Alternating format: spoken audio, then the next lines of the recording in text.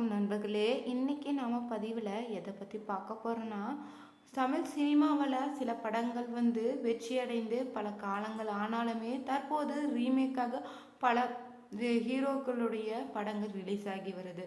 அந்த வரிசையில் தான் விஜயனுடைய படமும் தற்போது ரிலீஸ் ஆக போகுதுன்னு தகவலும் வெளியாகிருக்குது. அடுத்ததாக வருவது பார்த்தோம்னா, கார்த்திக் சுப்புராஜ் பிறந்த நாளில் வீடியோ வெளியிட்டிருக்காங்க ரெட்ரோ படக்குழு. கண்ணப்பனோட மோதும் அதீத சங்கரனுடைய பைரவ படத்தினுடைய அப்டேட்டை இந்த வீடியோவில் பார்க்கலாம். இந்த வீடியோ உங்களுக்கு மிகவும் இன்ட்ரெஸ்டிங்காக இருக்கும். அதனால் வீடியோவில் எந்த இடத்துலையுமே ஸ்கிப் பண்ணாமல் தொடர்ச்சியாக பாருங்கள். இது வரைக்குமே சினி ஃபேக்ட்ரி சேனலை பார்க்காதவங்க சேனலுடைய பெல் பட்டன் கிளிக் பண்ணி சேனலை சப்ஸ்கிரைப் பண்ணிக்கோங்க. லைக் பண்ணுங்கள், ஷேர் பண்ணுங்கள், கமெண்ட் பண்ணுங்கள். வாங்க வீடியோக்குள்ளே போகலாம். தமிழ் சினிமாவில் பார்த்தோம்னா முன்னணி நடிகர்களில் ஒருவராக இருக்கக்கூடியவர் தான் விஜய். இவரது நடிப்பில் கடந்த 2002ஆம் ஆண்டு வெளியான படம் பகவதி. இந்த படத்தை யார் இயக்கியிருந்தாங்கன்னா வெங்கடேசன் இயக்கத்தில் நடிச்சிருந்தாங்க. இது பார்த்தோன்னா ரீமாசன் கதாநாயக நடிச்சிருந்தாங்க. வடிவேலு, ஜெய், பொன்னம்பலம், இளவரசு ஆகியோர்கள் முக்கிய கதாபாத்திரத்தில் நடிச்சிருந்தாங்க. இந்த படத்தில் இடம்பெற்றுள்ள விஜய்க்கு வடிவேலுக்கும் இடையிலான காமெடி காட்சிகள் பெரிய அளவில் பேசப்பட்டுச்சு. டீக்கடை உரிமையாளராக இருந்து கேங்ஸ்டராக விஜய் பிரணவிக்கும் ஆக்ஷன் காட்சிகளுக்கு வெறித்தனமாக அமைஞ்சிருக்குதுன்னு சொல்லலாம். சுமார் பார்த்தோம்னா 4 கோடி பட்ஜெட்டில் உருவாக்கப்பட்ட இந்த படம் மக்கள் மத்தியில் நல்ல வரவேற்பை பெற்றிருந்துச்சு. இப்படம் வெளியாகி 23 ஆண்டுகள் ஆன நிலையில் இந்த படத்தினுடைய தயாரிப்பு நிறுவனம் இந்த படத்தை ரிலீஸ் தேதியை அறிவிச்சிருக்குது. அதன்படி தான் பகவதி படம் வருகிற 21ஆம் தேதி திரையரங்கில் வெளியாக இருப்பதாக தகவல் வெளியாயிருக்குது. சமீபத்தில் கோடை காலத்தில் விஜயனுடைய சச்சின் படம் ரிலீஸ் ஆகிறது அறிவிச்சிருந்தாங்க. அதற்கு முன்னதாகவே பகவதி படமும் திரைக்கு வருவதாக சொல்லப்படுது. என்ன படம் பார்க்க போகிறோன்னா, வருணன் படத்துடைய விமர்சனத்தை தான் நம்ம பார்க்க போகிறோம். யாக்கே ஃபிலிம்ஸ் தயாரிப்பில் வேல்முருகன் இயக்கியுள்ள படம் தான் வருணன். இதில் துஷ்யத் ஜெயபிரகாஷும் கேப்ரிலா முக்கிய கதாபாத்திரத்தில் நடிச்சிருந்தாங்க. இந்த படத்தில் மேலும் பார்த்தோன்னா ராதாரவி, சரண்யராஜ், சங்கர் விஜயன், ஹரிப்ரியா, ஜீவா ரவி, மகேஸ்வரி பல நடிச்சிருந்தாங்க. இந்த படம் பார்த்தோம்னா தண்ணீர் வியாபாரமாக்கும் மனிதர்களை வாழ்வியல் பின்னணியை வச்சு இயக்கியிருந்தாங்க. இந்த நிலையில தான் ஜெயமுருகன் இயக்கிய வருணன் படம் எப்படி இருக்குதுன்னு நம்ம பார்க்கலாம். சென்னையில் ராயபுரம் பகுதியில் சரண்ராஜும் தனித்தனியாக தண்ணீர் கேன் வியாபாரம் செய்து வராங்க. ராதா ரவியிடம் துஷ்யத் ஜெயபிரகாஷும் பிரியதர்ஷன் இருவருமே வேலை பார்க்குறாங்க. சரண்ராஜின் மனைவியும் மைத்துனரும் தான் ராதாரவியினுடைய வியாபாரத்தை நசுக்க சதி செய்கிறாங்க. இதனால் கோஷ்டி சண்டைகள் உருவாகி கொலைகள் செய்யும் அளவுக்கு நீளுது. இந்த பகையால் இரு கோஷ்டிகளுக்கு ஏற்படும் பாதிப்புகளோ இழப்புகள் என்ன என்பதை மீதி படத்தினுடைய கதைன்னு சொல்லலாம். தண்ணீர் கேன் வியாபாரியாக வரும் ராதாரவி அமைதியான அனுபவ நடிப்பில் கதாபாத்திரத்துக்கு பெருமை சேர்த்திருக்காரு. தொழிலதிபருடன் பரிவு, சக வியாபாரியுடன் நட்பு என்ற கேரக்டரை பெருகேற்றி இருப்பது சிறப்புன்னு சொல்லலாம். துடிப்பான இளைஞராக வரும் துஷ்யத் பிரகாஷ் ராஜும் காதல், கோபம், நட்பு, ஆவேசன அத்தனை உணர்வுகளையுமே முகத்தை அபாரமாக வெளிப்படுத்தி பழிச்சிட்டு இருக்காரு. சண்டை காட்சிகள் வேகமாக அமைஞ்சிருக்குது. சரண்ராஜ் திக்வாய் கதாபாத்திரத்தில் அழுதலும் ஆவேசமுள்ள நடிப்பை வழங்கியிருக்காங்க. நாயகியாக வரும் கேப்ரிலா, ஹரிப்ரியா ஆகியோர் கதாபாத்திரங்களை ரசித்து செய்து கவனம் பெறுகிறாங்க.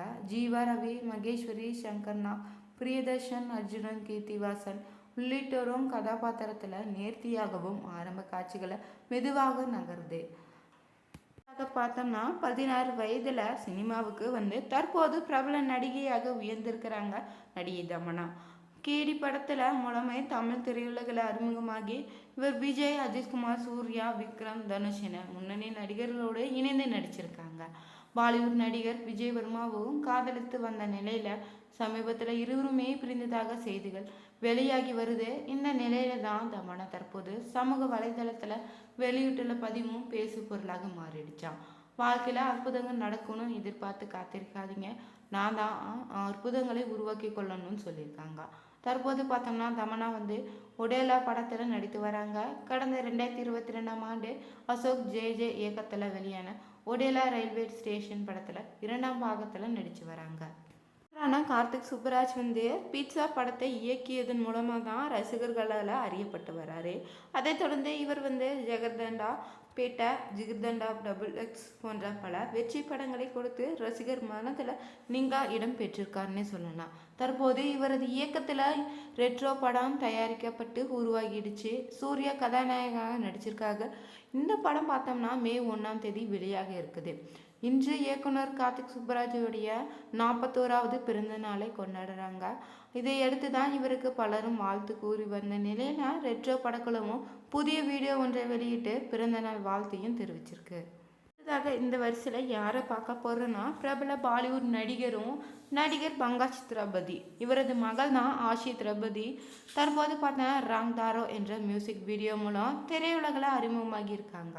இந்த பாடலை மைனா பட்டாச்சாரியா மற்றும் சஞ்சனா ராம் நாராயணன் பாடியிருக்காங்க. இதற்கு அபினவ் ஆர் கவுன்சிங் இசையமைச்சிருக்காரு.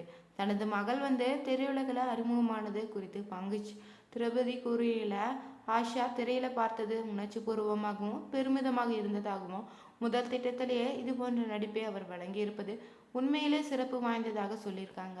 பயணம் அவரை எங்கு அழைத்து செல்லுது என்பதை பார்க்க ஆர்வமாக இருப்பதாகவும் பதிவிட்டிருக்காங்க. கோவிலுக்கு மாலையிட்டு செல்லும் பக்தர்கள் நிறைய பேர் இருக்காங்க. அந்த வரிசையில் சினிமாவிலையும் இருப்பவங்களும் மாலையிட்டு கோவிலுக்கு செல்வாங்க. அதில் மோகன்லால் தற்போது இருமுடி கட்டி ஐயப்பன் கோவிலுக்கு சென்றிருக்காங்களா.